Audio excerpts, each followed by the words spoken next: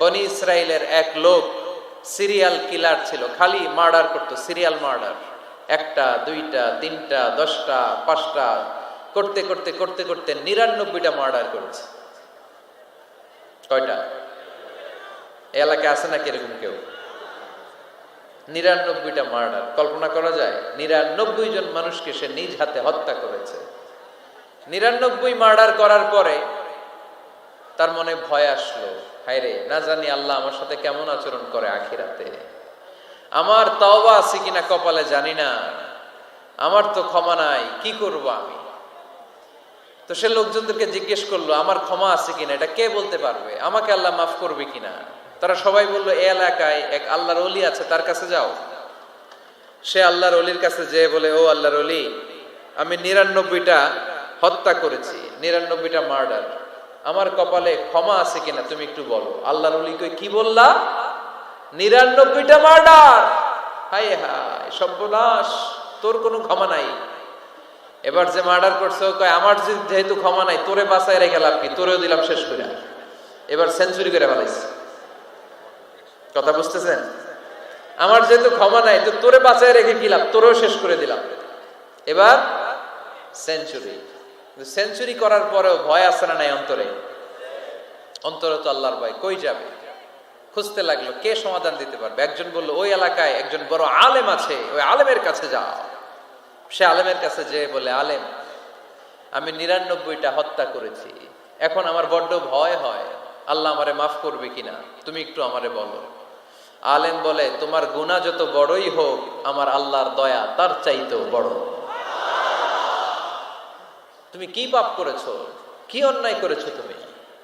তুমি জানো না আমার রব কত মেহেরবান, তিনি কত দয়ালু, তিনি ভালোবাসার আধার, তিনি করুণার আধার।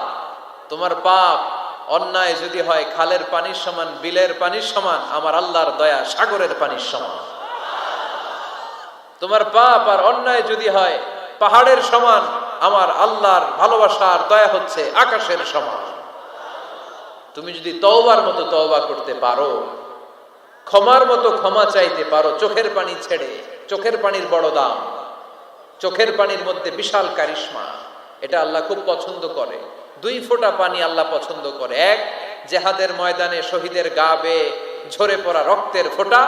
2 হচ্ছে অনুতপ্ত বান্দার চোখের পানির ফোঁটা। বান্দা যখন অনুতপ্ত হয়ে চোখের পানি ছেড়ে কাঁদে, তার চোখের পানি চোখ বেয়ে, নাকের ডগা বেয়ে মাটিতে পড়ার আগেই ওই অনুতপ্ত বান্দার সব গুনাহ আল্লাহ মাফ করে দেয়। সে জিজ্ঞেস করলো, আমার ক্ষমা আছে কিনা?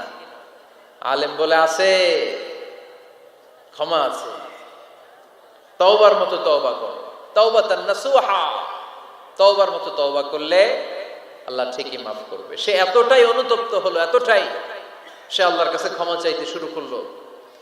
আলেম পরামর্শ দিল, তুমি যে এলাকায় থাকো এলাকাটা ভালো না, এলাকাটা ছাড়ো, এখানে সব ডাকাতদের এলাকা, তুমি একটা ভালো এলাকায় যাও, ওখানে যে তওবা করে ভালো মানুষ হয়ে যাও।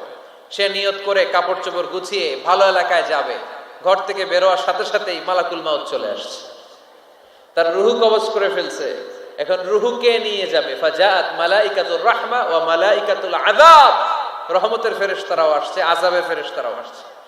রহমতের ফেরেশতারা বলে, না না, সে তওবার নিয়ত করেছে, যদিও তওবা করতে পারে নাই, যদিও ভালো এলাকায় যেতে পারে নাই, তওবার নিয়ত করেছে, অনুতপ্ত হয়েছে, ক্ষমা চাওয়ার চিন্তা করেছে, আমরা তার রুহু নিয়ে ইল্লিনে রেখে দেব। আযাবের ফেরেশতারা বলে, না না, 99টা হত্যা করার পরে আরো একটা হত্যা করে সেঞ্চুরি করেছে, এখনো তো ভালোভাবে তওবা করতে পারে নাই, তার রুহুটা নিয়ে আমরা সিজ্জিনের ভেতরে ঢুকায় দেব। 2 দল ফেরেশতার মারামারি, এ বলে আমরা নিব, এ বলে আমরা নিব, ঝগড়া আছে না নাই? আল্লাহ বললেন, রাখো রাখো, ঝগড়ার দরকার নাই। এক কাজ করো, যেখানে মারা গিয়েছে ওইখান থেকে ফিতা দিয়ে মাপতে শুরু করো। ভালো এলাকাটা যদি কাছে হয় জান্নাতের ফেরেশতারা নেবে, খারাপ এলাকা যদি কাছে হয় জাহান্নামের ফেরেশতারা নেবে। খারাপ এলাকা তো একেবারেই কাছে, ঘর থেকে বেরোয়ার সাথে সাথে মৃত্যু হয়েছে, আর ভালো এলাকা তো অনেক দূর। আল্লাহ জামিনটারে আদেশ দিলেন, জামিন, এই অনুতপ্ত বান্দার জন্য তুই ভালো এলাকাটা কাছে চলে আয়, ভালো এলাকাটার জামিনটা তুই সংকুচিত হয়ে যা।